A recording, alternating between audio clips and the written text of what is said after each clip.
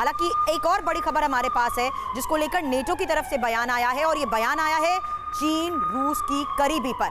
अगली बड़ी खबर, नेटो ने दोनों के गठजोड़ को बड़ा खतरा बताया है। एशिया में सहयोगी बढ़ाने की जरूरत नेटो कह रहा है। अब चीन रूस का रवैया, इंटरनेशनल लॉ के खिलाफ नेटो की तरफ से ये बड़ा बयान।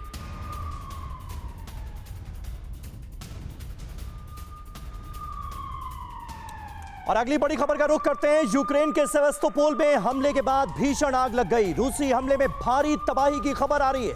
यूक्रेनी मिनिस्ट्री ने हमले का वीडियो जारी किया है। ये देखिए, तस्वीरें आपके सामने हैं। रूस की तरफ से जोरदार हमला हुआ और उसके बाद इस पूरे इलाके में कैसे भीषण आग लग गई, ये तस्वीरें साफ बयां कर रही हैं।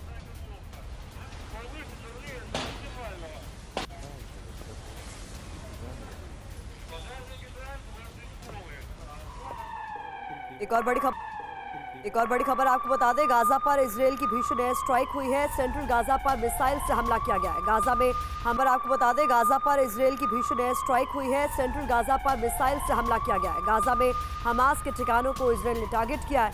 इजरायल के शहर में सायरन बजने की आवाज साफ तौर पर सुनाई दे रही है। लोगों से अपने घरों में ही रहने की अपील की जा रही है।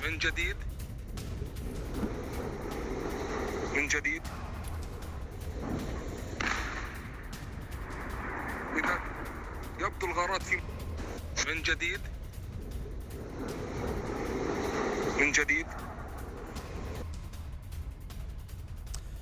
तो सर, ये जो तस्वीरें दिखा रही है, मिडिल ईस्ट की जो टेंशन है वो और भी एस्केलेट होती नजर आ रही है। क्या इसका आपको आगे परिणाम नजर आ रहा है? क्या और भी विध्वंसक हालात आपको मिडिल ईस्ट में उभरते हुए नजर आ रहे हैं क्या? देखिए, निश्चित रूप से समीकरण जो है वो अभी डिस्टर्ब हो रहा है और पिछले 3 दिनों में कुछ गतिविधियां बहुत तेजी से बदली, घटनाक्रम इतना तेजी से बदल रहा है। स्पेशली ईरान के जखीरे पर जो हमला हुआ और पकड़ा गया उसको, तो ये बेसिकली शुरू हुआ है जब ये 4 दिन पहले अटैक किया गया, धार्मिक स्थल पर अटैक किया गया था। उसके बाद से ये क्रम इस्राएल में यहूदी मंदिर को टारगेट कर लिया था। तो उसका ये क्रम शुरू हो गया। लेकिन ध्यान देने की बात यह है कि जो ईरान में हुआ है वो निश्चित रूप से एक और नया आयाम पेश कर सकता है, क्योंकि ईरान जो अब चुपचाप से अपने काम कर रहा था और ईरान और अमेरिका के बीच में जो टेंशन है वो बहुत महीनों से, बहुत लंबे समय से चली आ रही है। और जिस प्रकार से उस पर इकोनॉमिक सैंक्शन के बाद भी ईरान अपने सभी कार्यकलापों को करने में सक्षम रहा है, ये कभी भी अमेरिका और नाटो कंट्रीज को कभी भी सुहाया नहीं। तो बिल्कुल सही बात है। और इजराइल और फिलिस्तीन के बीच ये जो टेंशन है, ये कोई नई बात तो नहीं है सर, बचपन से सुनते आए राठौर साहब, हम भी। लेकिन गाजा पर एयर स्ट्राइक की गई है, इस बार मामला आपको दूसरा नजर आ रहा है क्या? क्योंकि एक तरफ ईरान और दूसरी तरफ इजराइल हमें नजर आ रहे हैं, टेंशन बढ़ता हुआ हम देख रहे हैं।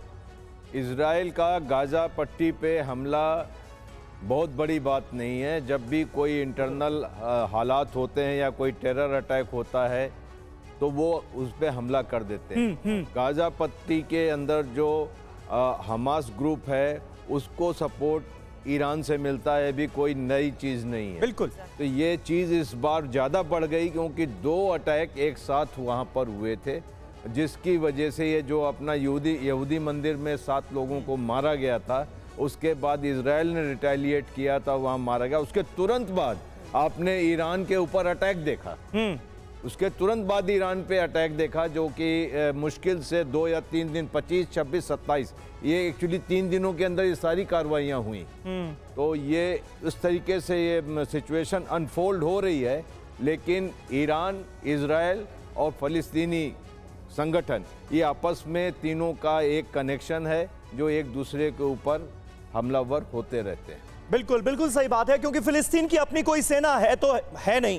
अगर फिलिस्तीन की मदद मिलती है फिलिस्तीन को, तो या तो ईरान से मिलती है या फिर हमास जैसे वेस्टर्न कंट्री ने आतंकवादी संगठन घोषित कर रखा है। तो हमास को मदद पहुंचाए जाने की कोशिश क्या ईरान बड़े पैमाने पर कर रहा है? इस रीजन में क्या कुछ हो रहा है, इस पर नजर रखनी जरूरी है। ये लोगों को हर रोज जरूरत पड़ने वाली लॉन्ड्री बिजनेस शुरू करके महीने का 3 लाख फायदा बनाते हैं। आपको करना है तो फ्रीडम ऐप को अभी डाउनलोड कीजिए।